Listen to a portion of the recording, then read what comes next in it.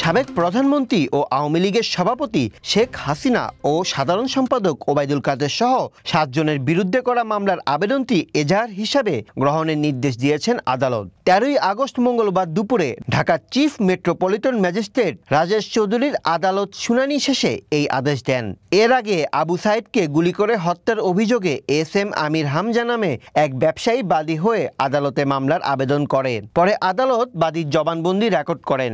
এরপর শুনানি শেষে রাজধানীর মোহাম্মদপুর থানাকে আবেদনটি এজাহার হিসাবে গ্রহণের নির্দেশ দেন। এই মামলার অন্য আসামিরা হলেন সাবেক আইজিপি আব্দুল্লাহ আল মামুন, সাবেক ডিবি প্রধান হারুন আর রশিদ, সাবেক স্বরাষ্ট্রমন্ত্রী মোহাম্মদ আসাদুজ্জামান কামাল, পুলিশের অতিরিক্ত যুগ্ম কমিশনার বিপ্লব কুমার ও সাবেক ডিএমপি কমিশনার হাবিবুর রহমান। এছাড়া মামলায় অজ্ঞাতনামা আওয়ামী লীগের নেতৃবৃন্দ ও পুলিশ ঊর্ধ্বতন কর্মকর্তা সহ পুলিশ সদস্যদের আসামি করা হয়েছে।